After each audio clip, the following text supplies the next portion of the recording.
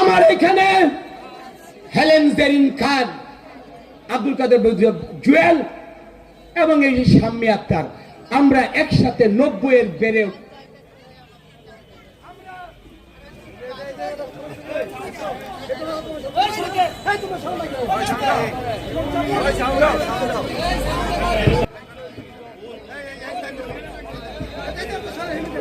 যাওয়ার যোগ্যতা রাখে। হেলেন জেরিন খান, শাম্মী আক্তার এককভাবে নির্বাচিত হয়ে এইখানে পার্লামেন্টে গিয়ে কথা বলার যোগ্যতা রাখে। আমার মুন্সিগঞ্জে আকমদ মুজাম্মেল, রহিমা সিকদার পারিবারিকভাবে বেড়ে ওঠা নেত্রী, মুশাররফ পুস্তি, তারা বাংলাদেশে পার্লামেন্টে যাওয়ার যোগ্যতা রাখে, 3 আসনে পাওয়ার যোগ্যতা রাখে। কৃতজ্ঞতা তারা তারেক রহমানের চোখের জলকে, চোখের পানিকে মূল্যায়ন করে, ধানের শীষের জন্য, কামরুজ্জামান রতনের জন্য না, আপনাদের কাছে ফেরি করে তারেক রহমানের বার্তা, ধানের শীষের প্রতীককে আপনাদের কাছে তুলে ধরার জন্য দলের প্রতি লয়ালিটি কাকে বলে এইটা এক্সাম্পল হিসাবে এইখানে দাঁড়িয়েছে। কৃতজ্ঞতা তাদের প্রতি। আজকে অপেক্ষা করেছেন, আমি এই জায়গায় দাঁড়িয়ে আমি যদি রব্বে করিমের কাছে শুকরিয়া আদায় করি, যেই মঞ্চে আমি দাঁড়িয়ে কথা বলছি, এই মঞ্চটা কার?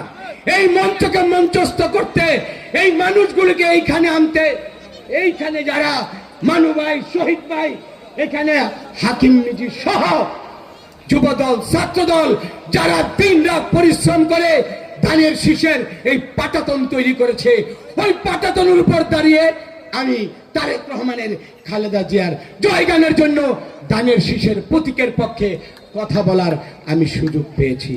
আমি স্পষ্ট, আমার কোনো কথা নেই। ধানের শীষের প্রতীক আপনাদের আবেগের প্রতীক।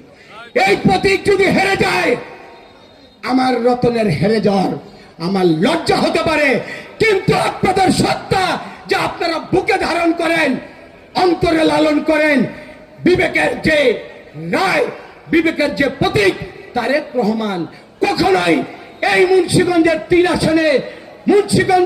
আসনের হৃদয়ের যে প্রতীক, এইখানে দাঁড়িয়ে সিদ্দিকুর রহমান, শাহজাহান শিকদার, জনাব জননেতা আব্দুল হাই, শামসুল ইসলামকে আমরা শ্রদ্ধা করে আমরা স্মরণ করতে চাই।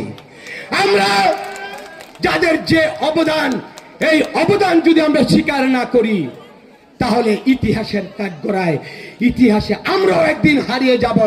এইখানে কথা বলছি নেতৃত্বের পরিবর্তন নয়, নেতৃত্বের গুণগত পরিবর্তনের জন্য আগামী দিনে এই মুন্সিগঞ্জের মানুষগুলাই আপনার প্রতিনিধি।